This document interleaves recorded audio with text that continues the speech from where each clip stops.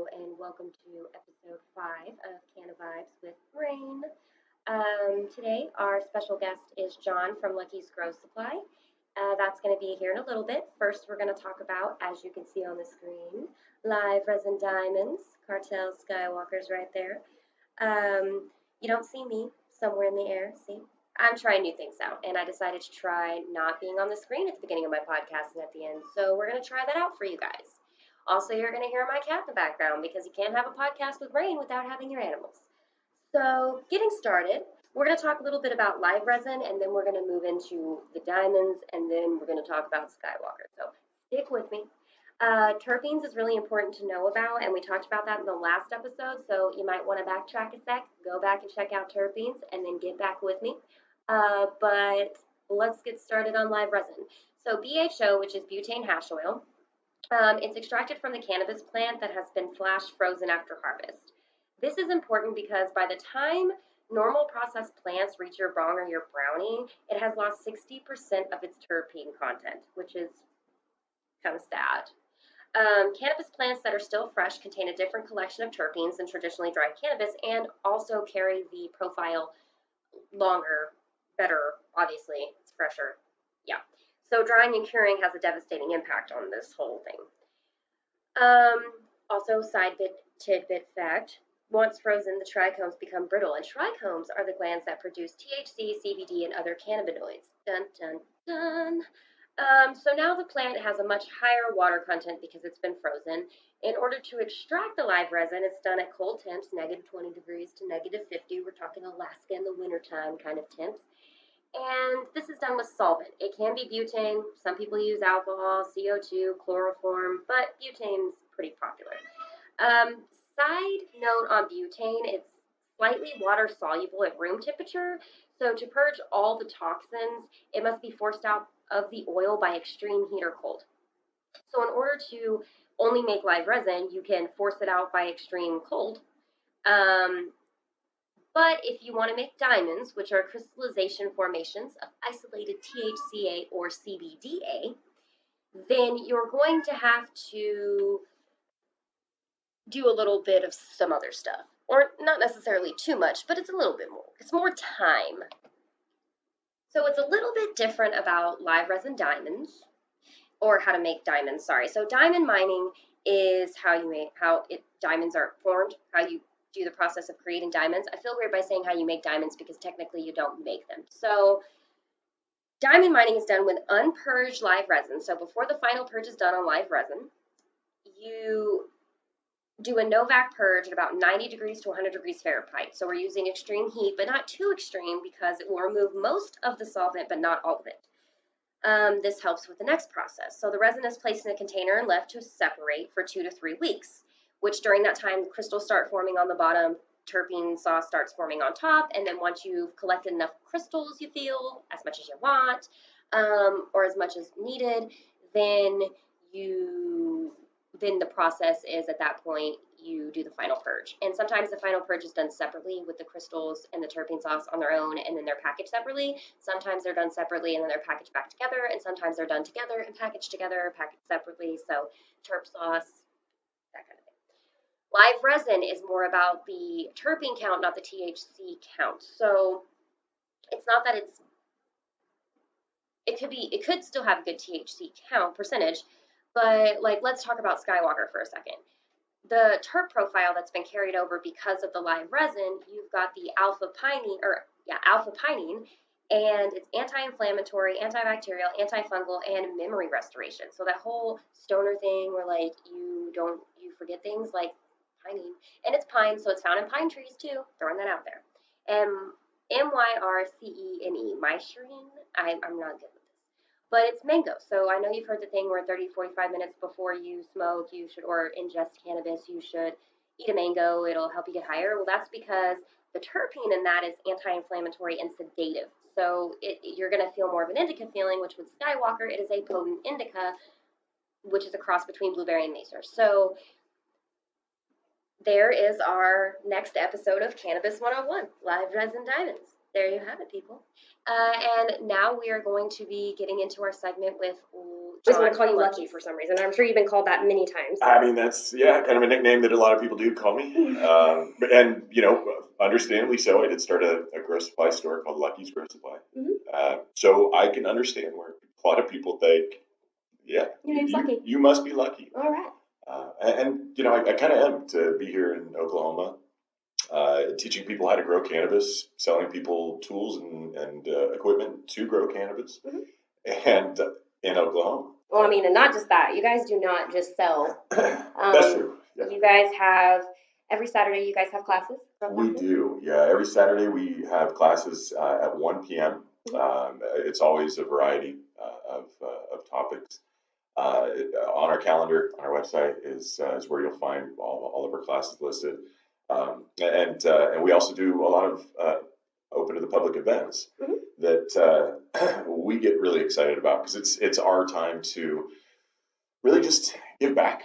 Our push for this community is to have everybody included and everybody together, and these events are kind of a excellent way for us to give back as much as we've been given and as much as people have embraced our shop and what we do. So, our last one was a big glass blowing event. We had 5 or 6 glass blowers doing live demonstrations, making pieces for customers that were sitting right there. While you're there, Custom look at that. pieces while you're there. While you wait. We had the Sativa Profits playing. We had rolled up the food truck here. We had some. What else? We had a patient drive where over 140 people got discounted recommendations. And then we ended up collecting about $1,400 that we gave to a couple local charities. Awesome. Yeah, Give back. Right? It's a thing for grocery stores. Yeah. Well, and you guys have another event coming up. We do, yeah. Just a little one on a pretty random day. So April 20th, we're going to be doing a first annual Lucky's Spring Sesh. We'll be set up farmers market style with a bunch of vendors out in the parking lot selling some goods. We'll have aerial burlesque in the shop. We've got a couple local DJs that I don't want to announce just yet, and it's going to be pretty cool. We've got a cookout sponsored by Schwab Meat. What else? Oh, we got the 710 bus for patients to Medicaid. There you go. And it should be a good time.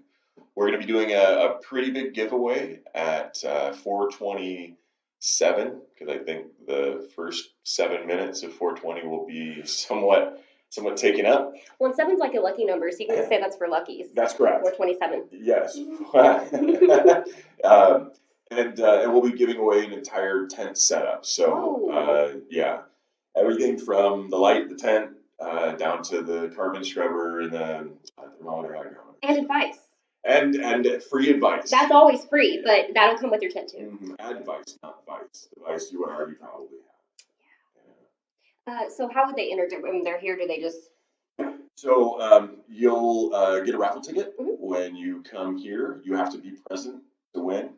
So we'll be drawing it again at 4:27. So you got to be here at least 4:26. 4:26 and a half. and a third. I mean, but it's a good giveaway. It'll be a good time. I think, for Oklahoma, we've got so much going on for 420 that we don't really.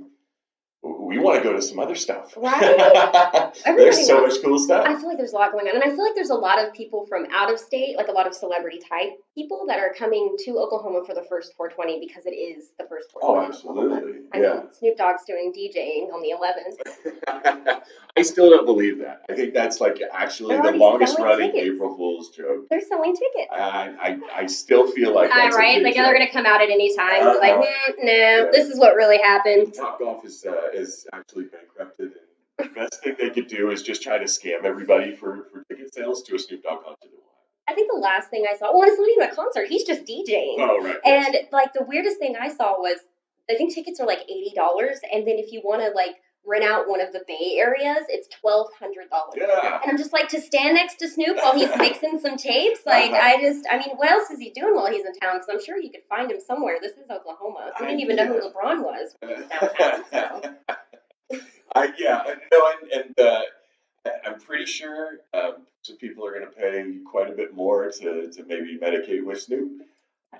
I think last I heard it, the going number was $1,500 to get high with Snoop Dogg. You know, I reached out to him. I did my long shot of not smoking with Snoop, but I wanted him on my podcast. Oh, sure, of course. And I was like, I know this is the longest shot I'll ever take, and you'll probably never see this message, but I wouldn't be happy with myself if I didn't try. I mean, with that 1 in a million chance where he's just like, you know what?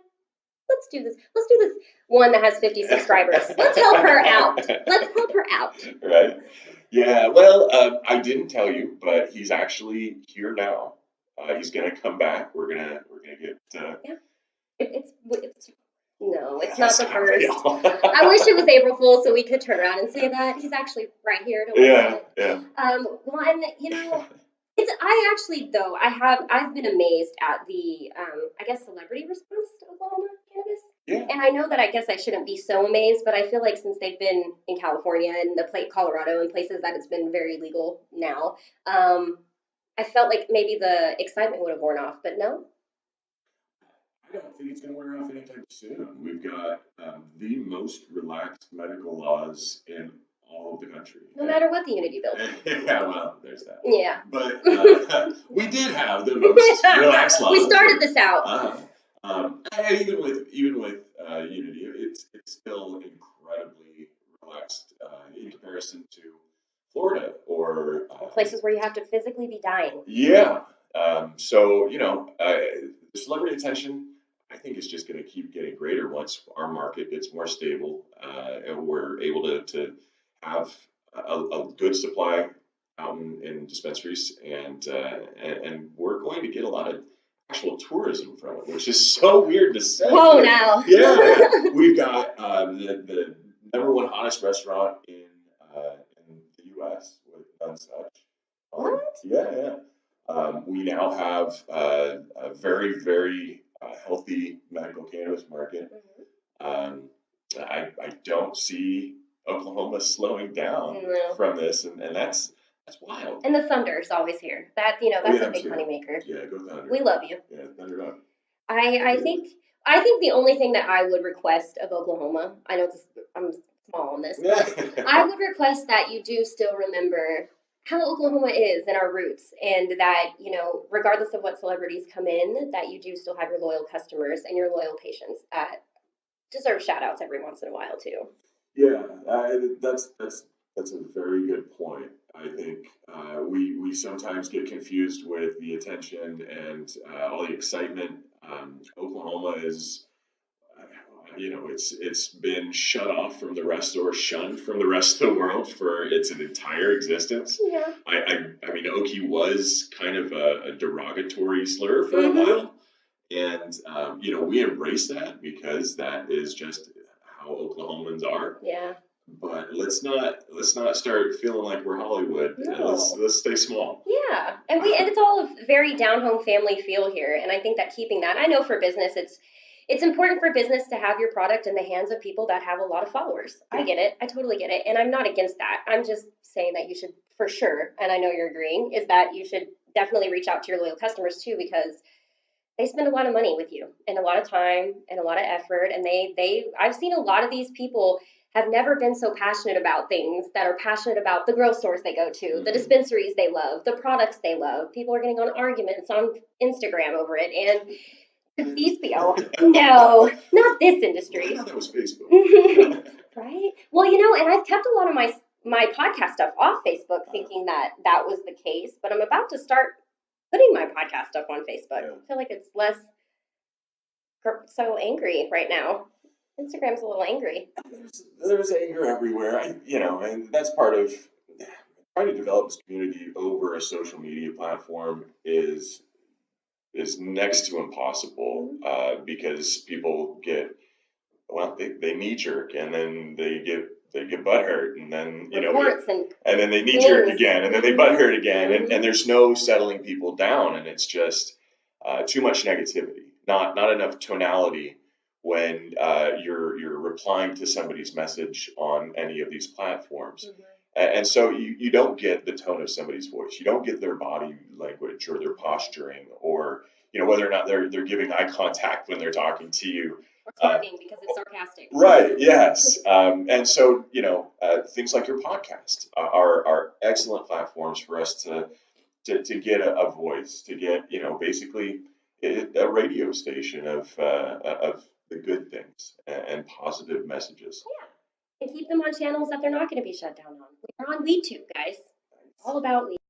Yeah, and I'm surprised that these social media platforms have been so restrictive of that kind of content. When I think that it might be because they're under such scrutiny on everything else, like the privacy. I think that they don't want to maybe push the boat. But Facebook had come out maybe 2 weeks ago and had said they were trying to put groups together that were going to figure out how they could do an algorithm where the different places that how the different laws are. So in Oklahoma, you would be able to post about your dispensary as long as it's a medical, you have a license, but it's going to take a minute to break all that down, because imagine how many people you'd have to be watching and algorithms and what states, because everything's always changing. I mean, yeah, they probably have to power down some of those political algorithms that they're running on us constantly, and maybe put a little more energy towards. Or stop trying to read my mind about things I don't need. I look up one thing on Google, and then Facebook's just like, buy this one, buy this one, buy that one.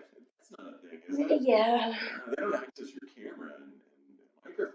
No. That's so weird. That's never happened before. I'm gonna start getting on a rant about Facebook. I'm that way. We should probably go into growing. Yeah, I guess. So my first question would be, if somebody is starting from complete scratch, they just decided, I don't want to go to a dispensary. Well, I like dispensaries, but I need to save money in the long run. Sure. Because so if they were just starting, what would be your advice to somebody that's just starting out, ready to get going, at least start learning? Well, step number one is, do not go to a dispensary and buy a clone. Just don't do it. You are immediately starting that clock to begin growing. Immediately. I know it's fun to have the plant. It only costs like $15, $20. But if you don't have anything set up, you're going to kill that plant. You just bought the plant. It's now kind of a really cool house plant that could have produced, some really artistic leaves. A couple ounces maybe if you did okay.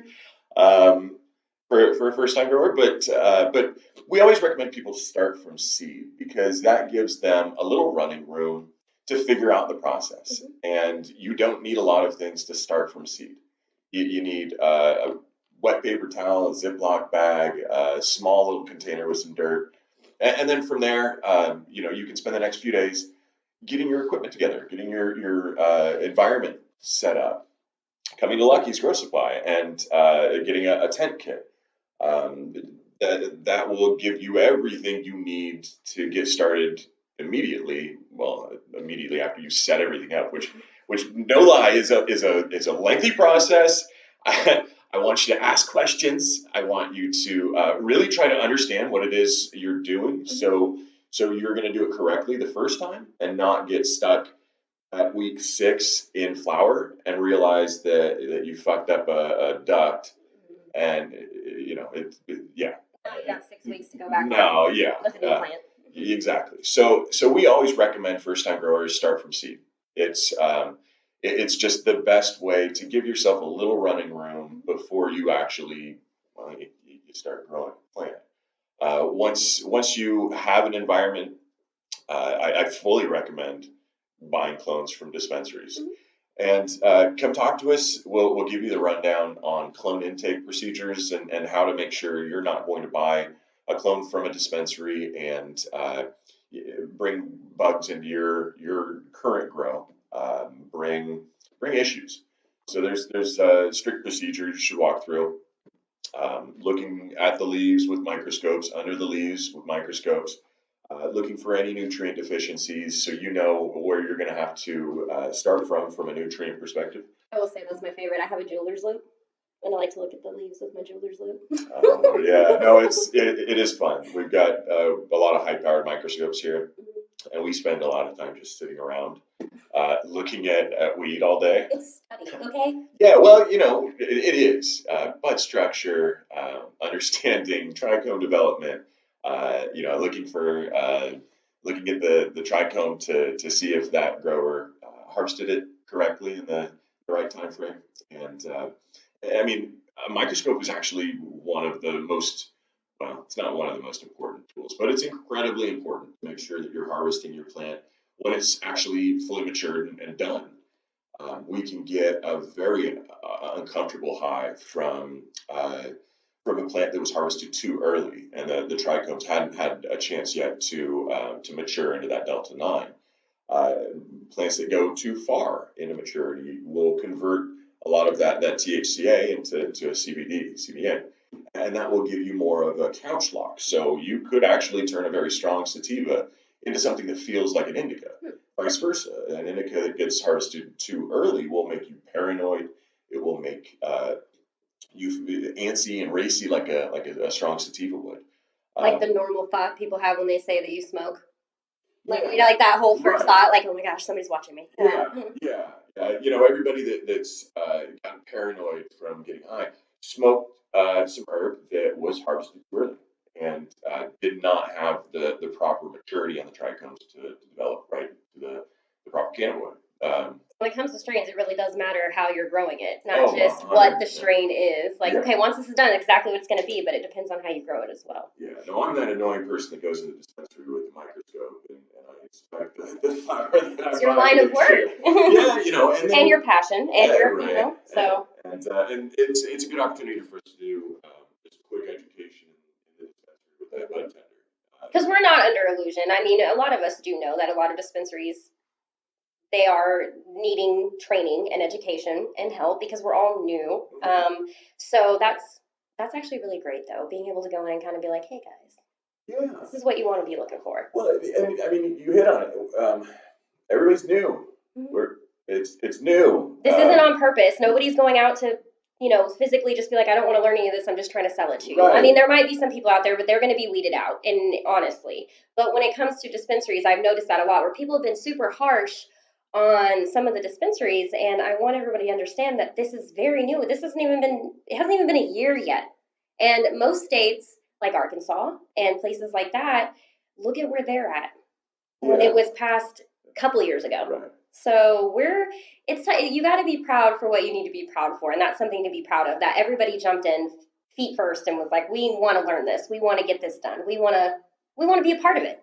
And there's plus 90,000 plus patients now. I think they just released numbers. Yeah. It's pretty crazy. And so yeah, I mean we are all new. I'm not. I'm originally from Washington State. I moved here 6 years ago, where I was a part of the medical medical industry up there. Not like the pharmaceutical medical industry, but the medical cannabis industry. And so yeah, there's some of us that were experienced in this. And I've had conversations about that. So you've got, I don't know if I'm sure you've noticed, but you'll have strict blowback sometimes from people that are just like, no, I want to learn everything from somebody here. I don't want to have to learn from out of state. Somebody from out of state shouldn't be coming and teaching me. Right. And I think that it's the wrong attitude to have. I think that everybody learns from everyone, no matter where you're from. And if somebody was able to do what we're doing legally somewhere else and learned different strategies, different ways, or not legally, some of us have learned not legally. I mean, I'll say it. Illegally, whatever. But the thing is that everybody's just wanting everybody to learn and grow. I mean, you have come in and started a grow supply store that offers classes and glass blowing while you wait, and just different and fun, and nobody feels like they can't come in the door and ask you a question like, hey, how does this work? You're not like, you have to buy something first. That's how this works, so free food during classes, I've seen those many times. And I think that's what people need to be focused on when they think of out of state, not just people trying to come in and make money off of us, because that's not what everybody's doing. It's not what everybody's doing. It is what some people are doing, very much so, taking advantage. Very obvious. Oh, 100%. But no, I think you made a good point. Look at the people that are actually doing things for the community, and that's where your judgment should lie. That's the litmus test for whether or not that person has our best interest or Oklahoma's best interest in mind for being here, or if they just feel like they're going to be able to take over because they were mediocrely successful in the state that they trashed. A lot of people don't understand that markets are depressed in other states because they tried to bite too much off. The state's overregulated. There's reasons for it. So let's just calm down. Let's build and develop community. Let's all understand that we're all doing this for the same and right reasons. And if we're not, then Come to light. raise a flag. Come to Jesus. Right? Or drag Go that person home, to Jesus. or like yeah. go away. But yeah, I mean, we need people with experience and people that can go into dispensaries and help educate the staff there, or that dispensary owners will hire to come in and train their staff, or the proper processing procedures for extracts, or how to make safe consumables. We can't be expected to just get this cannabis market and immediately know what everybody knows what they're doing. So Especially when you take into legal terms, where none of us saw any of this before it was legal. yeah. True story. I don't know that many people knew what live resin was, or moon rock, or caviar, or all of these new slang terms. You see it in the Oklahoma Gazette, or their terms. And I saw a new one that I'd never heard before. Oh, what the fuck was it? It was jelly hash, jelly hash. Oh. And that's like hash and jello. That's my whole. Sorry, that's my thought process. Well, it made me immediately want a peanut butter and jelly hash sandwich. Yeah. But maybe that's a thing too. But yeah, so I mean, I've been wondering why nobody's done sweet tea. Come on, guys. It's Oklahoma. Everybody drinks sweet tea. Why? We got ice cream everywhere. Yeah. I don't smoke joints and blunts. I don't like them. Like I don't get high off of them. Like I don't like. I'm sorry. I know that seems like very anti-smoker, but like I just don't. I will pass on them, and that's it. And sometimes I have to tell people, instead of being like, they think I'm being rude because I don't like their joint, but I'm just like, but I smoke out of bongs. So when people come over that smoke out of joints all the time, I forget to warn them that this is a bong. That's anytime you're changing your consumption habit, Mhm. you're going to get more affected by that different method of consumption. I feel like I should be the one to bring that to their attention before they. But you know what? Pick it up. Be a big boy, girl, person. Pick it up. Yeah. And then while I'm here too, I'm gonna get one of your shirts from you. Yeah. Yes, because sure. I was told it's gonna be comfier than Toki tees. Sorry, Daniel. My bad. He made a shirt the other day that I really wanted, but he said he made it for the insurance woman of Oklahoma, not a insurance. Sabrina. There, is it? Yeah, See, Sabrina. I've never met her. She's awesome. The way I wanted to meet her, I will say I wanted to meet her by the way he said the insurance woman. It wasn't a. It wasn't some. It was the. Well, there's more than one. I know, but it was just the way he said it. I was like, who's the insurance woman? I know. Yes, Sabrina. She's if you need insurance, I will post a picture of her card on our story after this. But yeah, there's few shirts that are as comfortable as the Lucky's Grow Supply shirts. And we all know my addiction to comfy cannabis shirts. Unfortunately, it's not the Toki tee. No. Yeah. Now we'll definitely do that, and let's talk about more growing. Let's do it. So start from seed if you're a new grower, and then just start figuring out where you're going to grow. Where you're going to grow hugely affects the equipment you need to purchase. So if you've got a spare bedroom, fantastic. If you've got an outbuilding, something that may not be as insulated as it could be, then you're going to have to put in a little work. But the most important thing is know where you're going to grow first. Mm-hmm. And then you can equipment up from there. If you've got a spare bedroom that you can light deprive, then you don't need to buy a tent. If you're going to be doing it all from seed to harvest, If you want to have perpetual harvest, then you will need to be able to wall off or to tent out inside that room so you can get a veg environment going and a flower environment going. Mhm. But know where you're going first. Please, you have to. That's the first question we ask people is where are you growing it, and from there we can figure out exactly what you need and nothing more.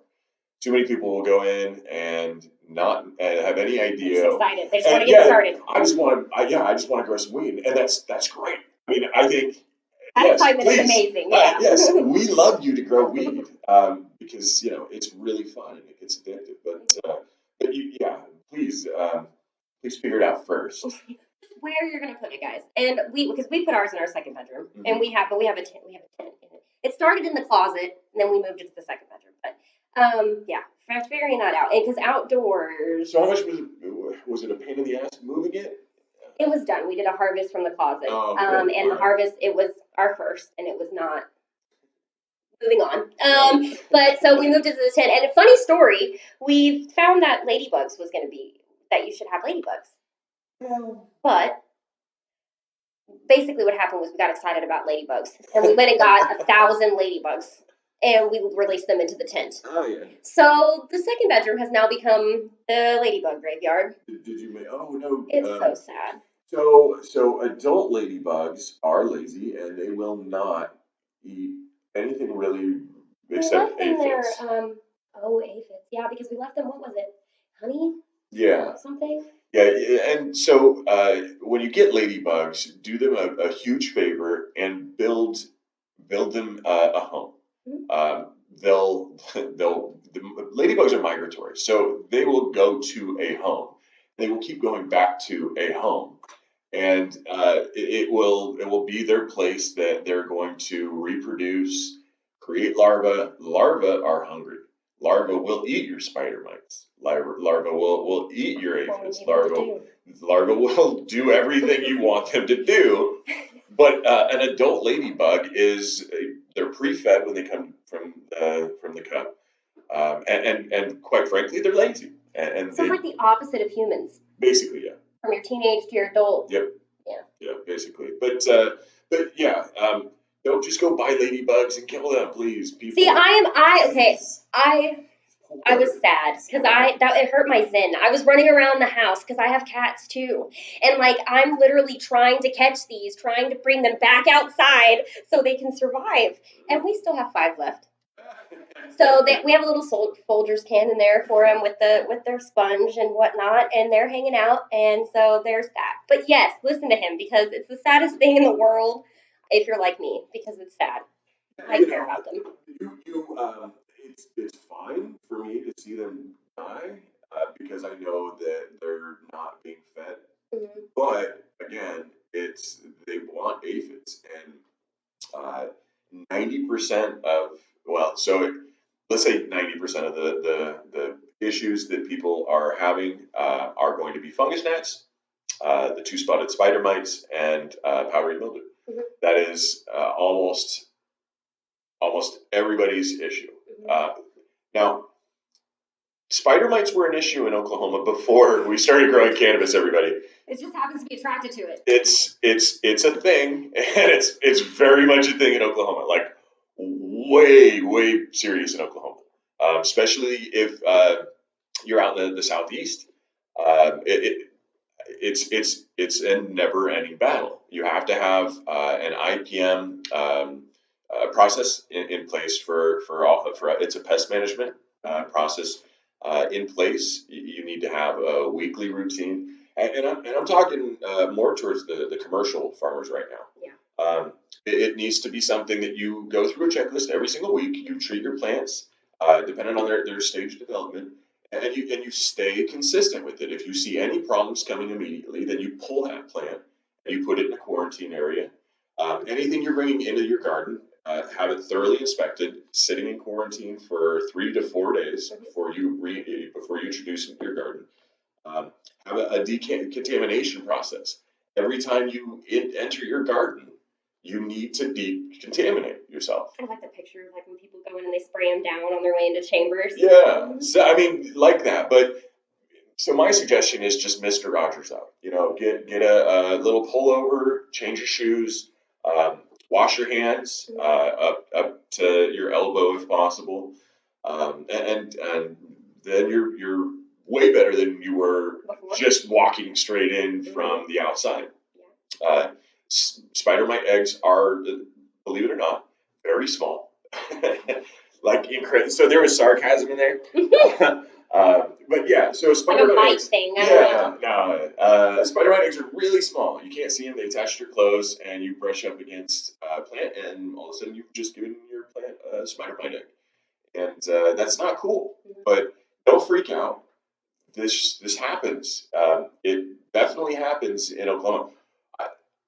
So summertime, I probably discover a new species of insect every day by its bite, and every single Chiggers are day. my favorite. Oh man, Jago Black. Yeah, it's a thing in Oklahoma. It's always So the nicest looking grass too. I have them. that's fescue. I just want to roll and oh my god, my ass. Yeah, yeah. But yeah, no, it's a real I've thing. seen a couple commercial girls being called out lately from Yeah. Now, am I okay with a commercial facility releasing flour that was harvested from an infested plant? Fuck no. Hell no. This is medicine, or we're supposed to be treating it like that, and there's some people that are treating it like just like the weed you used to sell in high Well, school. it's so weird That's though, bullshit. because I even think of it as because a lot of people, like you said, we put it in terms of medicine, and even with pharmaceutical medicine, you would never go to an over the counter store or like a pharmacy and ask for a prescription and it be like expired by a year because that's kind of the People same. get sued. But if you even think about it as far as when's the last time that you went into a brewery and said it was okay that you had your flat beer? Like I mean, any kind of product, I look at it and I'm just like, if it's not the way it's intended to be and the way it's supposed to be, then we need to fix that. Yeah, and that's really accountability. And again, And it's hard to be accountable when a lot of people don't know what they're looking at. And so that's the biggest thing is education and then accountability. Well, it's at the same time. Man, I'm sorry. No, I mean you're completely right.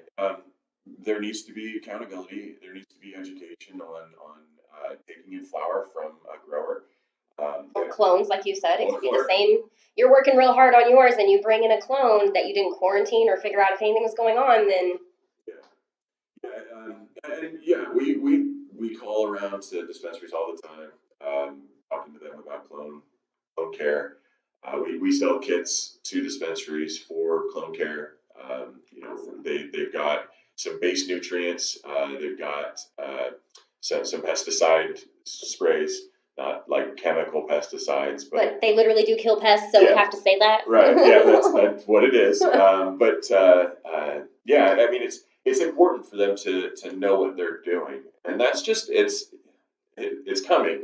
Well, and it's an ever learning process too, because I want everybody to know I was super scared to start growing. I love cannabis and I love learning about it and I love writing about it and I love talking about it. But when it came to growing, I was really scared because there's a lot. But if you don't start somewhere, everybody's learning. You're still learning. You still have to, everybody's I'm learning. a master grower. Yeah. He needs the shirt. But yeah, like everybody's still learning. And there are people out in the community, especially the grow community, that are very I know it all. And I want to give my 2 cents on when you're looking for information, when you're trying to learn, you need to be very cognizant of where you're learning it from.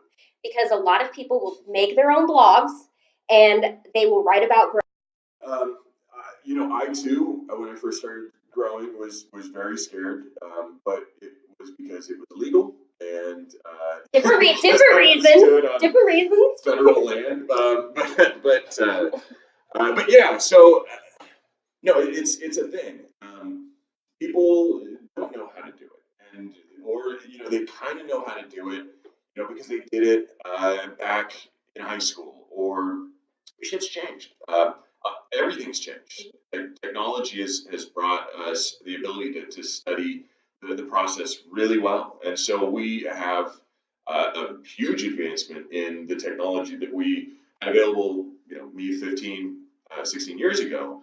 Um, some of these growers, 30 years ago was the last time they grew weed. And even at the way it's accelerating, it's even, you don't even have the same stuff you had 4 years ago. oh, it's incredible. Yeah, it's incredible. But do yourselves a huge favor and stay off of the forums and stay off of the personal grow blogs and talk to people in the face hole and actually look them in the eyes and try to judge whether or not what they're saying is legitimate. Talk to 10 different growers. So ask the same question, you get 15 different answers. And it's all confusing. Yeah. I've seen my fiance, Smokinoki, he does that. He will talk to 3 or 4 different people and get 3 or 4 different answers, and he is pacing the floor. He's like, what do I do with this? So, yeah. I'm lucky. Yeah, no, I mean that's kind of a thing. We spend a lot of our day just sitting around talking about growing weed. We're not the expert people in the world. We're very knowledgeable. I think we've got some 30 years experience between us in the shop growing weed. So there's a lot of information that can be picked up here, but beyond just getting our advice for things, you can walk around the store and ask questions about products. And that's how you kind of learn what things do and what things are. Because so many of us are Instagram growers or Facebook growers where we look at other people's pictures and we criticize. And I say we, I don't do that shit. But he's just being nice to you guys. He yeah, means you. I mean all of you. But no, it's a lot of Instagram and Facebook growers where they don't get any realistic explanation of what they're looking at in that picture. Like, why is that white table with all the plants in it? But what is that exactly? Or why is everybody's leaves different colors? Yeah, Like, right. So one point of criticism for people: plants, cannabis is an annual, and at the end of its lifespan, it starts cannibalizing itself because it's dying. Please don't talk shit on people's plants that are changing leaf colors. Okay? So fall, when leaves fall. They're the same people that walk by trees and fall. That's a fucking thing. What are you doing? Right. What the fuck is this? Well, you're not green, man. What kind of poor grower, is working on What the weed? hell is this? I'm calling the parks department. I'm taking a picture of this and putting it on booth packs. Oh, Lord. Oh, yeah. Man. Triggered. Okay, moving on. But no, I will have to say, I have this one point to make on that whole thing, is that it is very easy to criticize. It is very easy to say, you're doing this wrong. It is a lot harder to teach somebody what they're doing wrong and how to do it right. And that's the way you should approach it. I've done reviews on products on my podcast where it wasn't a good product, and I've had to say that. And the way I say it is not, this is shit, don't take it. And then move on. So you have to give people, if somebody comes in, it's the same way around, like if you were to go into a grow store, any grow store, and ask them a question and they're just like, well, you completely fucked that up. Right. And that's it. I mean, that's the kind of information that you guys gotta calm down and quit knee-jerk reacting to pictures that aren't actual things. Well, and the pack mentality's gotta stop. It doesn't take much time to do a quick fact check and then be on your day. Or maybe just go to the positive memes page. Because those are fun. I like those. They're I didn't like them at first, but I think it was because I was so ingrained in this negativity of social media that I just thought, that's bullshit. Either that or I was just upset Tumblr got all of the adult content taken away. I never got on Tumblr, so I think I'm happy I didn't. Yeah, you should be good. You should be good. That's why they moved it all to Pinterest, just so you guys know. Oh, shit, really? I'm like 1.7 million monthly viewers on Pinterest, and I don't know what to do with any of you. Wow. Yeah. That's real. But I get shut down every other week, too, so thanks. Is it cannabis? On Pinterest? Yeah. That's a thing? Oh, anyway, so other than, we went over a little bit over gross stuff. If my question would be, we kind of talked about a lot of other things, but if you were thinking, if you could somehow round about a ballpark of how much you would think somebody would need to save in order to have enough to kind of start out a grow? If you have an area, like a bedroom or something already. Yeah. So you can actually get very economical with it. I would say just to get your feet wet and started in a grow, you're looking at about $350. But that's not a great light. It's not. It's a good tent. It's not a great light. That's a lot of grow room. Speaking. There's a lot of room to grow. There we go. Yeah. Boldly. It's impossible to stay away from puns here. It's absolutely I possible. can see that. Yeah. I'd have fun here. I'm gonna come hang out here more often. Now that I planted the seed. Mhm. But yeah, so about 300. What I really recommend is that people spend all of their money on their light. Like, save your money for your light. What we're doing is we're replacing the sun, Mhm. and you're not going to do that very effectively if you buy that piece of shit Amazon LED for $200 because Or the Wish ones. yeah, Those are the best. I mean it's anything you're going to buy on Amazon is not going to be a quality product because, quite frankly, that's why grocery stores are here, is to sell the products from the vendors that actually make the quality products. The vendors that make quality products get their equipment counterfeited and put in Amazon online stores, but it's a trash thing. There are some brands that sell directly on Amazon, like HRG. I think you can buy. I think you could buy directly from Nextlight, Influence, and those are some quality brands. But you're not going to find really anything that is going to work incredibly well from Amazon. And then you're also not going to get any help from Amazon. Don't look at those reviews. Yeah. So do yourself a favor and build a relationship with your local grocery store. Ask what will work in your environment, in the room that you've dedicated to doing this. Ask how you can be most efficient with that. How you can cool it. The point of the grocery stores is that you can come in. You can find a product that is appropriate for your area, and then you can talk to a real human being about using that product in a manner that's going to make you the most successful. It's almost like you need to shop grow stores before you grow. Yeah, that's kind of a thing. Like where you're most comfortable when you go in, where you feel comfortable, where you feel like you can ask anything. Because I've been into a couple around the United States where you're just like, if you don't know what you're talking about, they don't want to help you. Yeah. So I mean, but I haven't really run into any there of that issue here. So I've only been to 2 grow stores, so I think that counts. Yeah. So including this one. So that's well, not we don't fair. talk to people here. That's not fair. Yeah, we just walk away. Just send them on their way. Most of the time, we just hide behind a counter or a cabinet or a shelf. It's true. When I came in to do this podcast, I could find anybody. Yeah. No, it's a thing. We're very, very nervous to talk to people and engaging. As you can tell. Yeah. They're gonna have a party for it. Yeah. 420 should be a good time. We'll be doing it from 10 to 7, and then we're gonna have just kind of an after hours relax at Cat's Tavern off of 64th, 901 64th, or something like that. Cat's Tavern. Look it up. I'll put it right here. But they're cannabis community friendly and big back patio area. Awesome. We'll have the whole place to ourselves, so it should be a thing. But like I said, 420. It's our community event. We'll have aerial burlesque, which is gonna be the Silks up in the rafters doing this spinning. Yeah, it's gonna be crazy. It's gonna be like a pink concert. Or a purple concert. I mean, it's not a thing.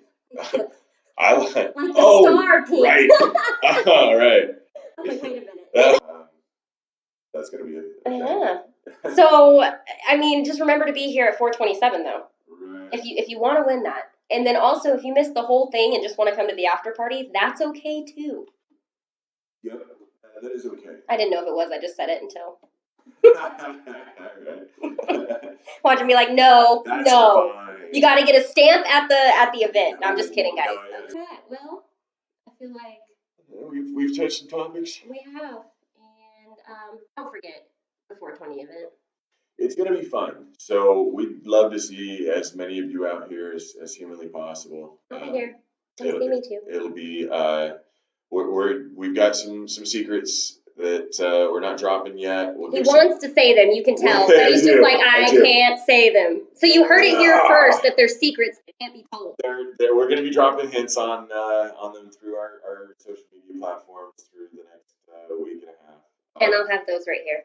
Probably not like actually telling the secrets, but Doing what they do in their fun way. I don't know if you ever follow their social medias on Facebook or Instagram, but some of the funniest things I've seen from, because some grow stores are very boring. I'm sorry, guys, it's true. And with this one over here, he likes to have fun with his employees. He likes to, you guys are in a competition with some of your customers. yes. Yeah? How's that going? I am an amazing grower. We planted, each of us planted 3 pepper seeds in some 4x4 containers. A couple days later, I grew a tulip, and it's going to be beautiful. And then I also grew 3 peppers. So you guys, your face, it's gonna be beautiful.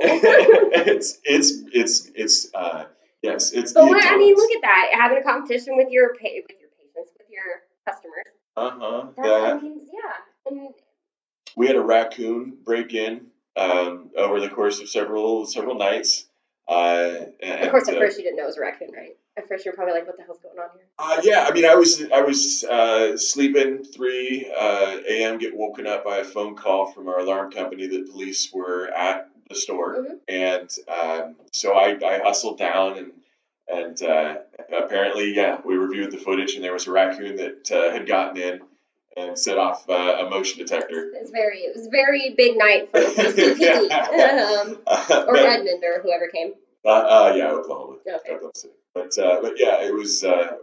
It's never a dull moment. There's always something fun to do. Yeah. This is a dream job. Just working in the cannabis industry, and so if you're not having a good time, you need to check your life, man. Find a different calling. Yeah. This isn't yours. Well, it's apparently not, because goddamn, this is fun. Weird. I'm sorry. I don't know. This isn't like doctors and lawyers and things like that, so I don't know, but It's so good. And there you have it. John from Lucky's. Be sure to be following us on Instagram as well as Lucky's Grow Supply. And be sure that you subscribe to the podcast, because we are going to be starting doing some amazing things coming up. And I want you guys all to be able not to miss it. Please remember that positive vibe always equals positive tribe.